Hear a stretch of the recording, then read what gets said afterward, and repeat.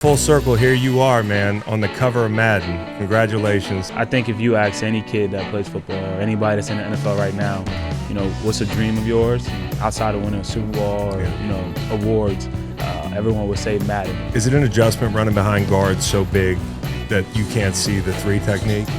No, it kind of helps It's kind of a nice thing. Yeah, it kind of helps because you can't see me either, right? People forget I went to Penn State. People forget. I went to college. I got to reach Mount Everest, and I did it with the men and women in the Philadelphia Eagles organization who believed in me and everyone who had my back and my family and my friends. I feel like that was great, right? Welcome to the Green Light Podcast presented by BetMGM. If you haven't signed up for BetMGM yet, use bonus code GREENLIGHT and you'll get up to a $1,500 first bet offer on your first wager with BetMGM.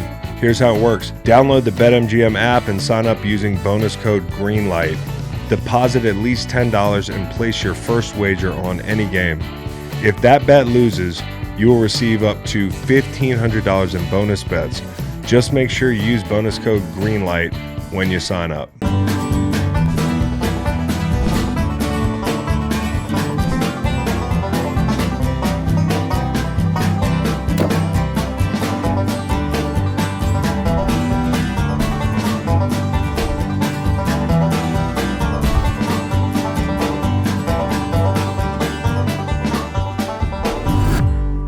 All right, we're here at Geno's, which is a fine establishment.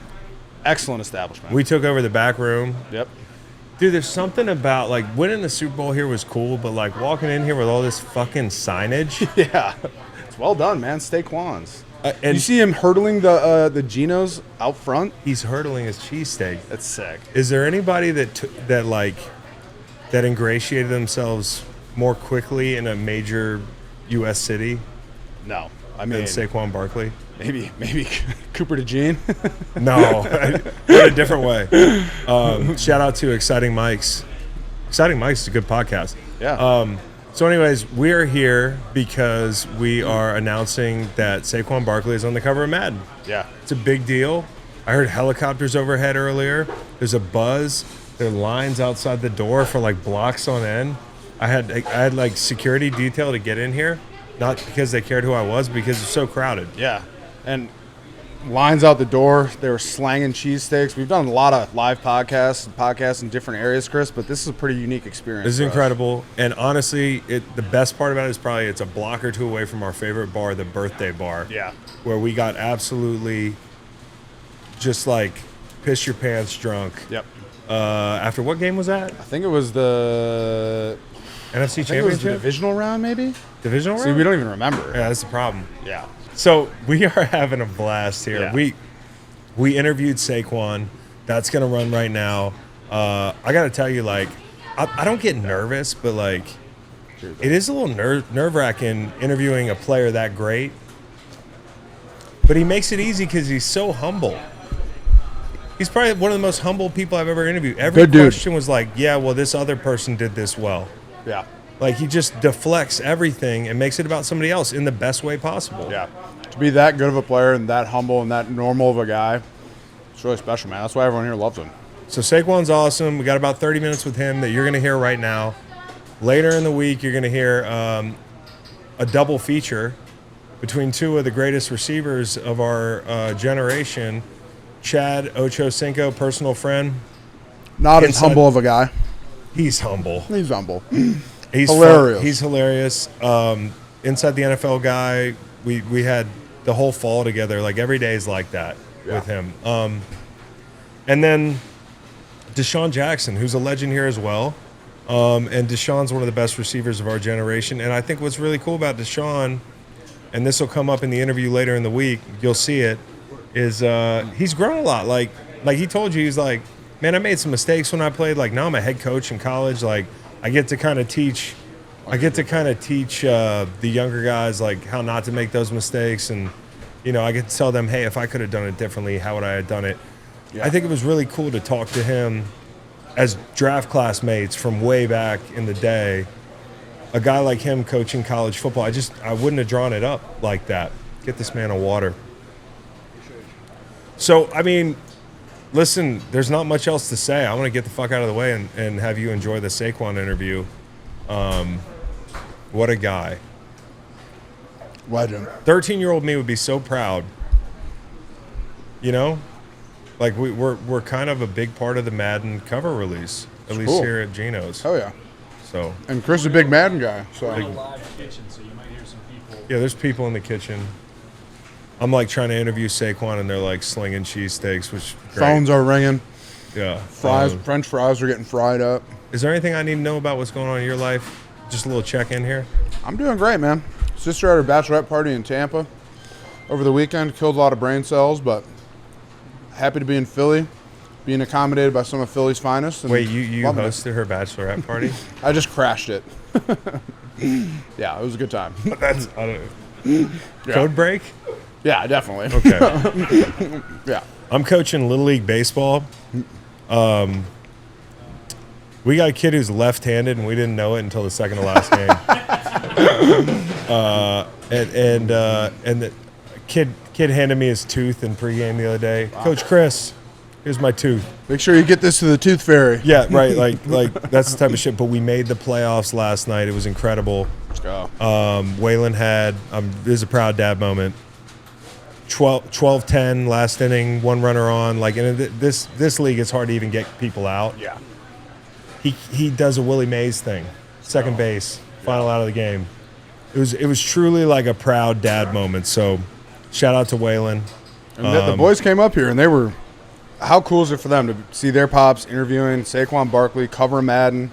That's pretty special too, man. Man, I could fuck up a lot, but as long as I show them that picture, you're good. I'm good. Yeah, save that one. So enjoy Saquon. We will be back later in the week, and we'll do some content and pair it with a couple good interviews that we banked here at Geno's. And one more thing, remember to pre-order Madden 26. The link in the description is there for you. The full Madden 26 trailer will be released on Wednesday, June 4th. That's tomorrow for you at home. And the game will be released July 7th. So I'm going to go ahead and block my calendar off for the entire month of July. My wife knows our relationship will change. She won't see me after 10 p.m. I'll be in the lab. Well, it sounds like you got to do some training if you want to beat Ocho. Oh, fuck. I beat Ocho already. He's a liar, dude. I was so nervous I had to rip a Macallan 12 Yeah, I've never airplane bottle. Never seen a shooter of Macallan. That's incredible. Yeah, it was like Denzel in Flight. Hit the mini bar upon arrival. All right, so that's that. Enjoy Saquon Barkley, and come back later in the week. I'm all right. It's a little late at night for chocolate. Damn, where did those go?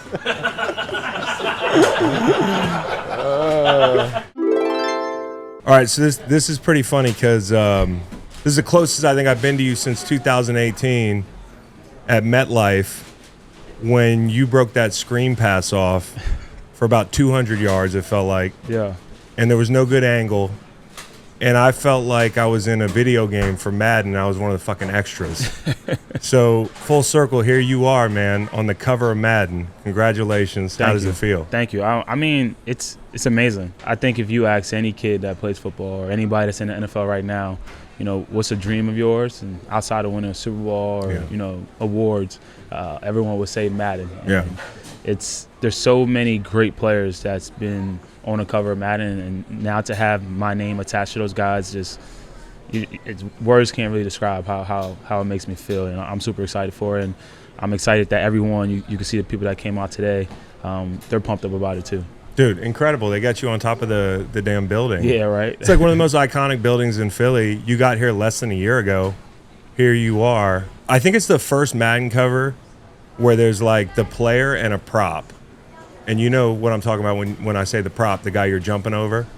Do you know that guy's name? Yeah, I do. You do? Yeah, but like a main focus that we had too, like obviously, you know, you could see some type of player, but we made sure and want to give credit to Madden here too, have a conversation with them, making sure that the play's been showed enough. You know, he probably took enough jabs at it, and we don't need to try to bring any more attention to that. So obviously we know what the play was, but Madden did a really good job, I felt like, of really focusing on the moment and the play itself rather against the individual it was.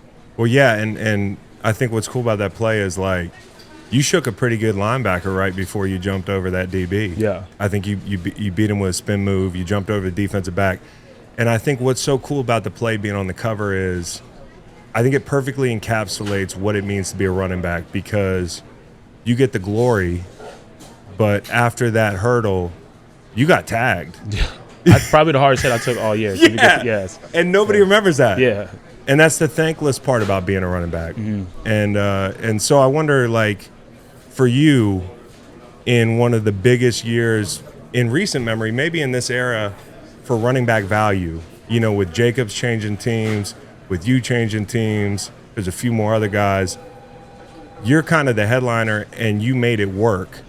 Does it feel good to be that guy, and does it feel good to know that you might get some of these guys paid in the future, because the value of the running back is directly tied to how this year went, I felt like? Yeah, I think, you know, obviously the value of the running back went down prior to the contract or the new deal I had. But to be a great football team, you have to be able to play great defense and be able to run the ball, especially when it gets later in the season, colder games, playoffs. You got to have someone that can run the rock. And, you know, Christian had an amazing year the year before, obviously being the Madden cover. And then the year I had this year. And that's what it's all about. It's a brotherhood. And Christian got paid, and, you know, in a competitive way, you want to go beat Christian and set the new market. And now I was able to set the new market. And now it's up to the guys like Bijan and Jameer and those guys to go out there and have a hell of a year and beat me. And that's what it's all about. And I'm just happy that, you know, the running back position is getting the love that it deserves. And to be completely honest, you know, my deal was amazing. And, you know, shout out to my agent and shout out to Howie and the Philadelphia Eagles organization, you know, for blessing me with the opportunity. But what Derrick Henry did is even more, because, you know, they say when a running back is 30 years old, you know, he's done. Right. Yeah. And Derrick Henry went out there and got 15 a year. So I think that's going to do more for the running back position for guys like myself and Josh and all these guys who are trying to get a second or third contract. But that's what football's about. You go out there and you perform at a high level, and, you know, you should get rewarded. Be honest here and be detailed if you can. What's it feel like the morning after you take 30 carries? Yes. You know, a lot of people ask me that question, and it's kind of weird, right? Some games you can have 30 carries and wake up the next day and feel nothing. I might go golf on Monday for active recovery. And there will be some games you have 10 to 15 touches, and you feel like I can't do nothing till Wednesday or Thursday. Right. I think it's more of like the team you play against and, you know, physicality of the game that you were just a part of. It's not so much necessarily the touches, because a lot of time the touches, you know, could be caught. You got 5 catches in the flats, and it's a tackle by a DB, and only 15 carries, you know, inside zone, and you have another 10 outside zone. So they're all different kind of hits, in my opinion. But yeah, all depends on the game and the team we just played. Is there a portion of the year that's harder for running backs? Like, I think a lot of people probably assume later in the year you're most beat up. But I remember as a defensive end, I used to feel like shit coming out of camp. And then I get, you know, when we start taking the pads off late in the season, I feel a little bit better. Is there a time of the year that it ebbs and flows for you? I would say late season. Yeah. And not more so of how your body feels. Just when you get week 1 to week 4, you know, the tackling is not great.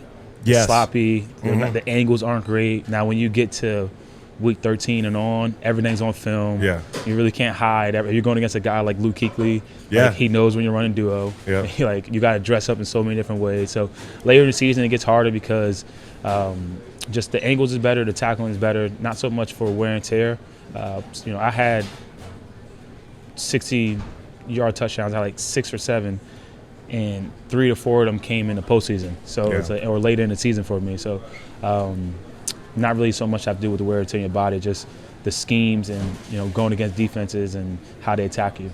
You mentioned some of those longer runs. I got a chance to ask you a question at the Super Bowl. I asked you if you look at the Jumbotron when you break one.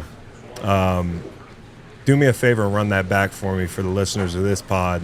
When you break a long run, do you peek at the Jumbotron to actually get an idea of where the defender is behind you, or just to be in the moment and say, man, this looks pretty fucking cool, doesn't it? Yeah, I learned that actually from Adrian Peterson. Really? I don't do it all the time. Yeah. I have done it in my career. But AP was, like, amazing at it. Yeah. And it is pretty cool when you're breaking a long run and you look up. But if you look for me this year, my first long run this season was against the Saints in the third quarter, late third. And there was no looking at a Jumbotron. I haven't broke a long run like that in 2 to 3 years. And I just kept looking back to make sure I was getting caught. And then later in the season, I just continued to work on my speed with Eddie and D Wood and Nando and the strength staff. And later in the season, as I got to break longer runs, I trust my speed so much that once I knew it was there, I feel like there was nobody catching me. Yeah, I remember the run. You were in the alley and somebody had a one-on-one with you and you made a cut at like 20 miles an hour. Yeah. I mean, it was a beautiful, beautiful run. And that wasn't one of the games where I felt like you had the 25 carry workload. There was a point in the season, maybe 3 through 7, where most of your totals and carries were in the teens. Is that intentional? Was that intentional in that part of the season? No, I think we started off 2-2, and our O-line, Lane Johnson, Landon, kind of had a conversation with coach and stuff like that. We feel like we want to lean on the run. Yeah. And for me, that's a challenge, right? Right. It's a challenge that you want, and I accepted it. And we have, in my opinion, the best offensive line in football, or none. And I don't think a lot of people disagree with that. But when where their mindset is, you got to be ready for it. You got to be ready to answer the call. And I think from that moment on, you've seen just how in sync we were. And that's what really makes the year so special. Like, trust me, I love the Madden cover, the accolades, the deal. But, like, if you really just go into a lot of those runs and just break down what those guys are doing up front for me, and going to the quote that Nick always say, you can't be great without the greatness of others. It just goes to show you just how special that group really was. And like I said, I'm the guy that gets the love, but I could do none of it without those guys, and Dallas and the tight ends, and AJ and Smitty selling out on blocks, and even Jalen making the right calls and putting us in position to be successful in the play. And Jalen being a part of the run game definitely helps. Like, you can see it in the Washington A lot of people don't know that. Yeah, a lot of people don't realize how how much it helps to have a running threat. Right. And not just a running quarterback, a running threat where teams have to key on him and make sure, and it puts them in a bind. If you want to attack me or if you want to attack Jalen, and if you're indecisive at all, that split second could be a big play. It could be the difference. And I think a prime example of that was playoffs game, Jalen's long run. He was reading the guy. The guy kind of was indecisive and came upfield with me, and you see what he was able to do with his legs. Yeah, numbers game. Yeah. When it comes to that offensive line, I think, like you said it, best in the league.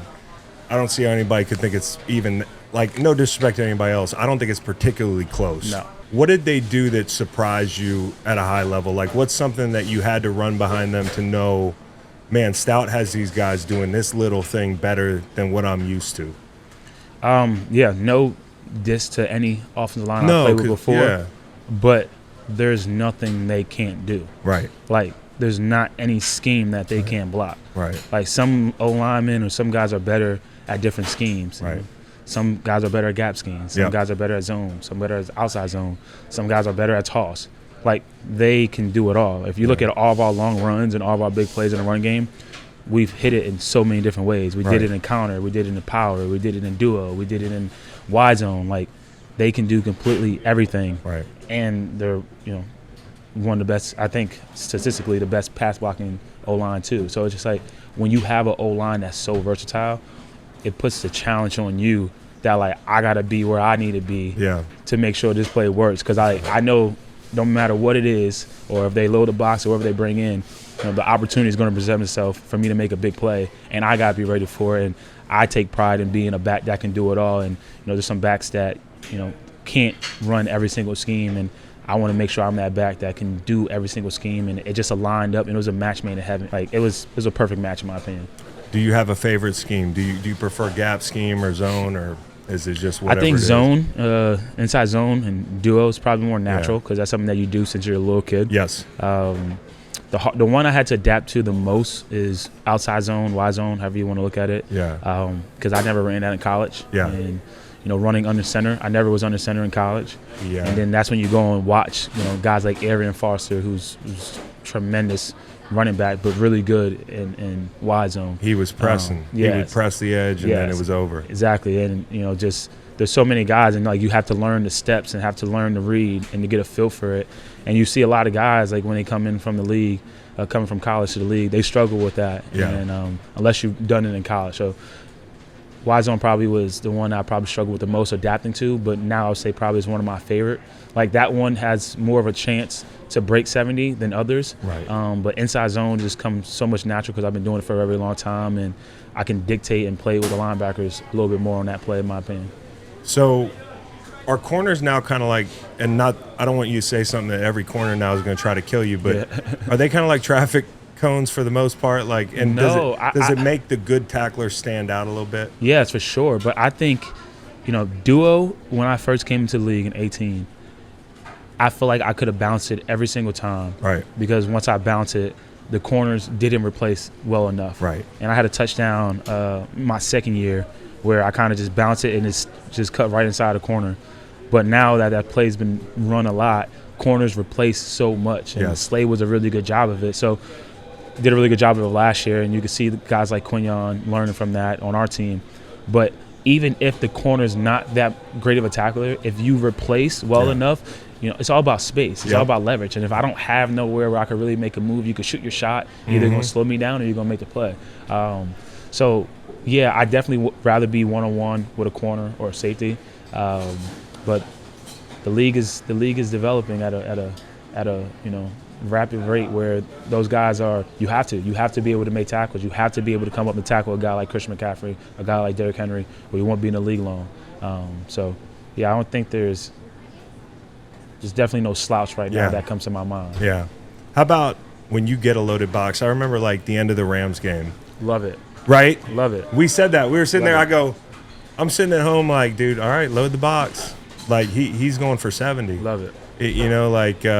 Talk to me about the challenge you feel when you see all those hats in the run game and the reward at the end of it. I mean, it definitely makes it harder. Yeah. Don't get me wrong.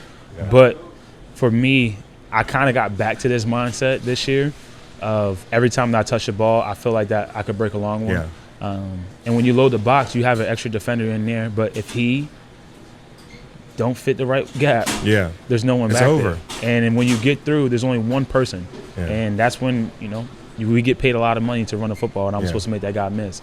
I think if you go to the Rams, the last one, was it the greatest play? No. But they all fit in the wrong spot, and I kind of just hit it behind our big lineman, and I just made a cut inside, and there was no one there. So, it's a challenge, but that's when you got to learn to take the 2, take the 3, take the 4, take the 3, and just keep leaning on them. And then when you get a chance, you got to make them pay.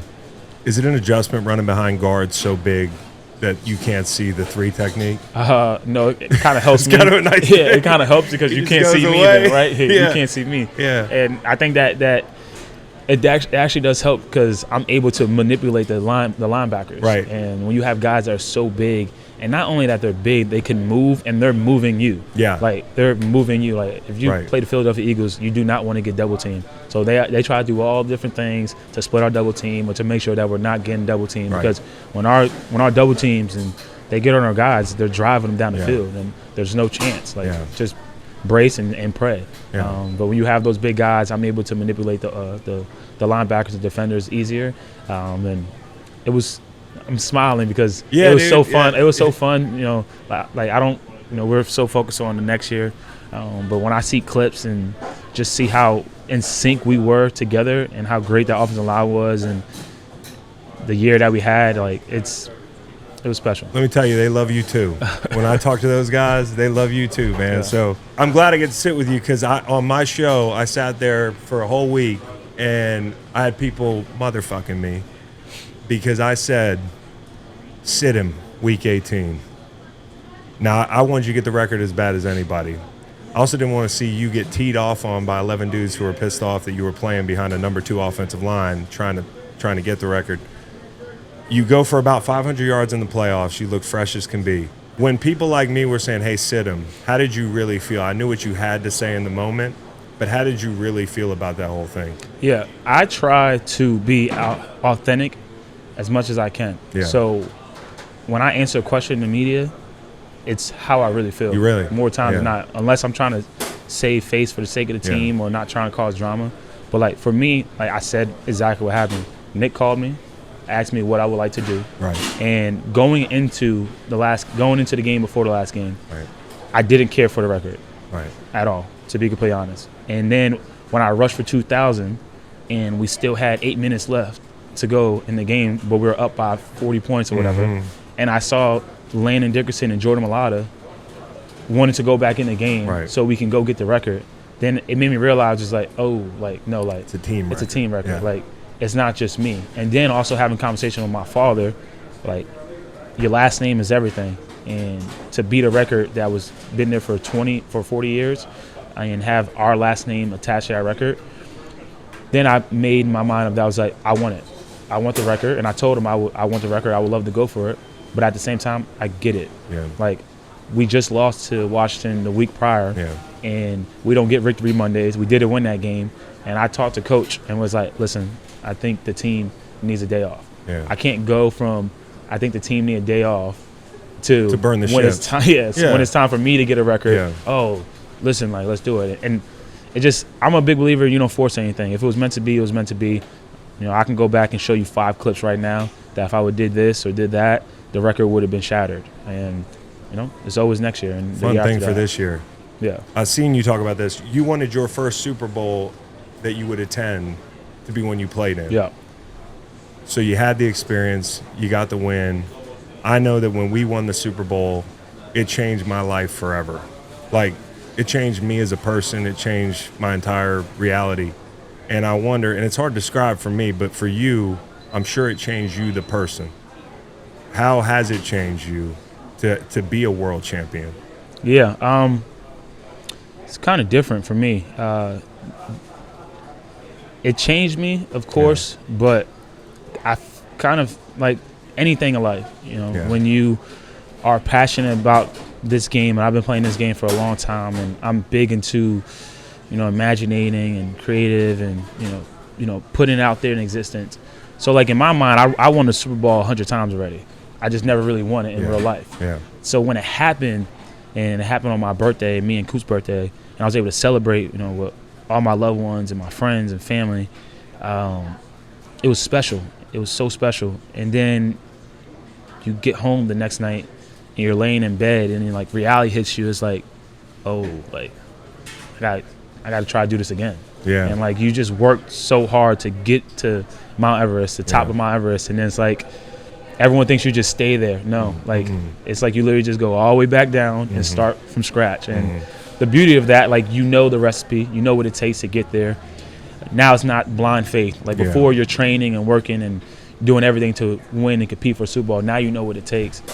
But it's something that you dream about since you're a little kid. But at the same time, it's like, I feel like when I'm done playing, I will be able to reflect on it more. You have your moments, like the parade. I let loose. I have fun. Yeah, that was special. You know your way around a beer can. Yeah, exactly. Right. I definitely do. People forget I went to Penn State. People forget. Like, I went to college. Like, at one point, I remember I would meet guys in the league, and you know, we'll go out and like have a couple drinks, and I would drink with them, and like they would think that I'd never drank before. Yeah. And I'm like, I don't know. Man, I drink Natty Light. Yeah, it's like I don't know what you guys thought, but like, I definitely had my fun in college, to say the least. You drink with the O lineman, I could tell. I drink, so I'm versatile. Like, you got to be able to switch it up. Yeah. It's, you know, I think they call it code switching or whatever. Like, whatever you want to call it now. Drink switching, like, whatever it is. Drink switching. I think we just made up a new thing. Like, I can do it too. I could do it too. Like, I can do it too. In New York, I can go with the O line. I can go do a little country scene, or I can go to New York. I can go and do the club scene. I can do it both. But I learned that from my mom. My mom would go from, you know, cursing us out, saying this and that, to pick up the phone saying, "Hello, Tanya Johnson," and I'm just like, "How did you switch up like that? Like, how did that just happen?" That's called being a parent, right? Yeah, you know how that is now. But yeah, you gotta be versatile. But yeah, people forget that. I went to Penn State and I had fun. You know, another thing is your daughter's old enough now to where she's gonna remember that game. Yeah. You know, and that's so cool. Like, my 2 boys are here, and you met them earlier, and Waylon, who's 9, like, I think he remembers it a little bit, and that was cool for me. How special is that to think, like, she's going to remember that forever? Yeah, that was probably the coolest thing. Yeah. I think that's, like, the biggest part outside of winning the Super Bowl and having that moment with your teammates. And for me, it was just so different because, like, you know, I'm the new guy. You know, there's a lot of guys that They were there and they lost to the Chiefs. Right. They experienced that heartbreak. But for me, like, I was just so thankful because I was like, I'm sitting there in free agency. I'm going to go test the market. The running back market is supposed to be trash. I don't know what I'm going to get. I don't know what it's going to be. And my agent worked his ass off for me, got me a great deal. I came here and then just see how, I came here and this team and people on the team believed in me more than I believed in myself. Yeah. So that sparked me, and then we were able to win a Super Bowl together. So that was super special.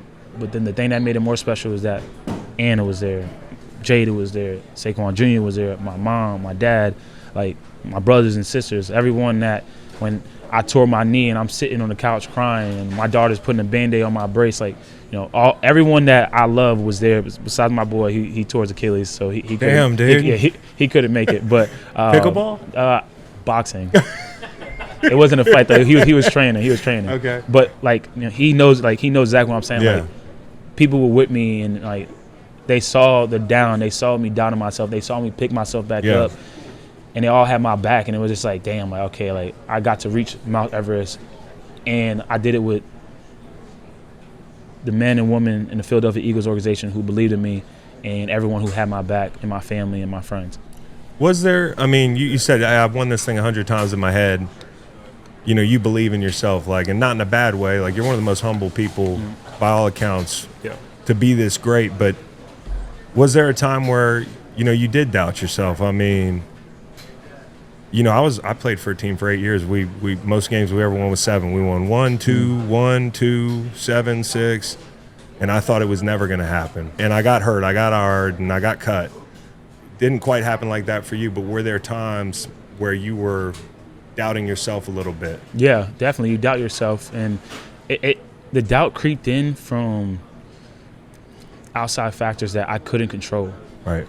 And like, up to when I tore my knee, my 3rd year, I was under the impression and firmly believe you work for it, right, and you put your mind to it, it's going to happen. Right. Things are fair. It happened in high school. It worked for me. It happened in college. Didn't win a national championship. Didn't win a Heisman, but I had a great career. And I felt like if I put the work in, everything else is going to take care of itself. And then when I tore my knee or when I hurt my ankle, like, it started to realize that, dang, like, it doesn't work like that. Life is just not that simple. Yeah. And it had to shape me into the man I am today and the mindset that I have today. But then as in this year, falling more into my faith, realizing that, like, I'm ready for that moment if it does come again. Right. I'm not going to question myself. I'm not going to question the man upstairs. Like, everything happens for a reason. So, like, that doubt happens when you don't have trust in other things, and I feel like I've been growing more into that, so I'm ready for whatever. What's the best advice you got from somebody leading up to the Super Bowl that had been there? That's a great question. I wouldn't say it was just for the Super Bowl, just the season in general. Like, I'm a big believer in a quote, I think it's Michael Jackson quote, study the greats and become greater. And I think one of the coolest things in my life is that, like, I could reach out to pretty much any great running back and they're going to respond. Isn't that cool? And, like, to me, like, as a kid, that is crazy. And throughout the season, I'm having conversations with Barry Sanders, Marshall Faulk, Edgerrin James. And, all right, after a 30 carry game, like what was your mindset? And, like, Edgerrin James giving me tips and Marshall Faulk's giving me tips. Like, for me, that's the coolest thing. So it wasn't, like, just more so the Super Bowl. Just throughout the year, and I'm having this great year, and I'm having these unbelievable backs, Hall of Fame backs, cheering for me and helping me throughout the whole process. I get chills thinking about that. I think it's crazy still. And I think what's real cool about you is, listen, the Super Bowl wasn't the most spectacular game for you personally because they decided, hey, we're going to do everything in our power. I had a rough day that game. Yeah, but like, I was going to say, like, the best running back of all time couldn't, but you're in that category to me. Like, that just goes to show you when a defense wants to take somebody out of the game, they were going to pick their poison. And they picked – there was no right answer, right? Yeah. At what point in the game did you realize, like, hey, this might not be my day? And I can tell by just talking to you, that's not what's important to you. It's about getting the win. But at what point in the game were you like, all right, this might not be my day? Yeah. Early and often. Yeah. Listen. Yeah. I'm a big believer in showing love Yeah. and giving respect, and I'm super excited we get to play them again this year. Yeah. But Spags and all He's a those guys dog. over there on Yeah. that defense, my hat is off to them. Yeah. That was I played a game in my second year where I had 1 yard, rushing yard on 14 Against who? carries, the Jets. Really? That game in the Super Bowl was harder for me than that game. Yeah. And they just did a really good job. And it took me to understand the beginning of the game, like where their mindset was. But of course, like I'm under the impression that I'm gonna make something shake, I'm gonna make something pop. But it wasn't my day. It wasn't my time. And I feel like, the success I had leading up to that game opened up a lot of stuff. And that's team football. And the success that, Jalen and AJ and Smitty had years prior helped me out through this year, because it's like, it's hard to load the box. It's hard to bring that extra defender because now you have AJ Brown and Smitty on the island. Like, good luck with that. So, But it was your time. Yeah. Because you're a lot of the reason that y'all were able to do that. Yeah. So I know you wouldn't say that, But also it's a motivational. Like I take motivation out of that too. Is like they did a great job in that game and we blew them out. Yeah. But like as a leader on the team and the player that I think I am, like I didn't play to the level I wanted to play in that game. Right. So it's like that's another thing. Like I said, 2 days later, you're excited that you won and you're like, I got my ring, but you're like, all right, like what I'm gonna do next time in that game? Like, how I'm gonna approach that game next time? Like why? Like what did I do in the week of practice? Like why didn't I have the game that I wanted to have? But that's your human nature. Like I'm not like mad that I didn't play great. Like I got a ring, but at the same time, like next time I'm there, like I'm gonna be ready for the opportunity. But again, I just want to push back. It's not that you didn't play great. It's that they decided there was no way in hell you were going to play great. Yeah, like, but still. I know. You did go for 10 yards a pop one game this year. You know which game that was? It got to be the Rams. It's the Giants. Oh. Yeah. That is true. Yep, that is true. What did I go for on the Rams then? Close to 10. You had a bunch of 8s. Yeah. You had a bunch of 8s. What's it going to take to repeat? Because I think that's one of the deepest experiences as a player in the National Football League, is getting a chance to not only win but go through being the hunted. And it's like that day when they raise the banner, you're not even going to get to enjoy it. It's just going to be about the future, right? Yeah. It's about what's in front of you. What's it going to take? You don't have to have defended it before to have a feeling. What do you think it's going to take as a team? That's a great question. I had like this, I was talking to my family one time and I was like, everyone has this idea of us being defending champions. And in the NFL, it's not like that. Yeah. We're not boxers. It's not like Mike Tyson's defending the heavyweight championship. Like, there's get no it? Belt. Yeah, there's no belt. You have the belt. Yeah. Forever. And then now you move on. I thought I had it. I thought it was a bar, but come to find out someone already said that before me. It's a bar, dude. I hadn't heard it. Yeah, I thought it was a bar, You're but good, bro. Nick was talking to us, and I think Patricia or someone, I think it was one of those coaches. Matty P. Yeah, I think one of those coaches said it already. Yeah. How do you repeat? I think the way you repeat is by completely forgetting what happened the year prior. You won a Super Bowl. Great. It's amazing. You're going to have that forever. No one can ever change that. 2024 Super Bowl champs. 2025 season has nothing to do with the 2024 season. And I think that's the hardest thing, right? Like I say, getting to the top of the mountain is hard, but staying up there is even harder. And how do you have sustained success? And you just focus on the things that got you there.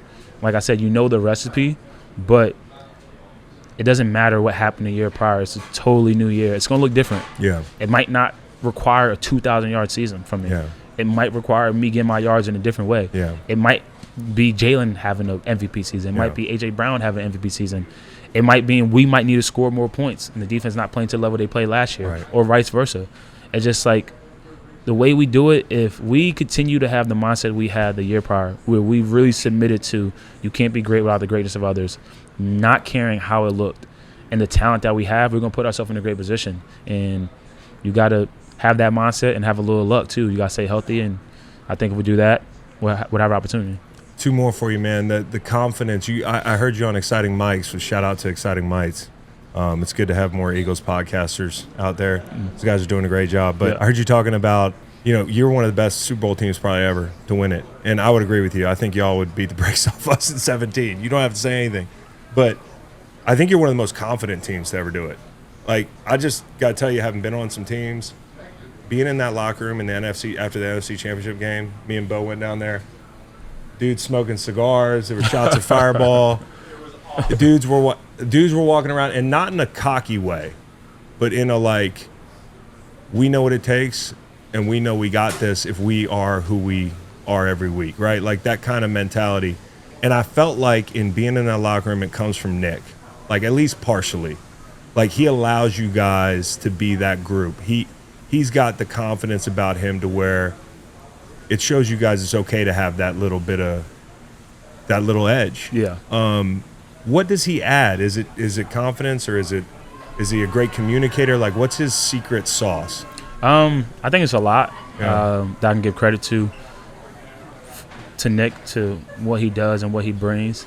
I think the swagger and the energy, definitely helps. I think the biggest thing I would say, even right now, just noticing it right now, like you're never going to leave a meeting room with Nick Sirianni and question what he wants from you.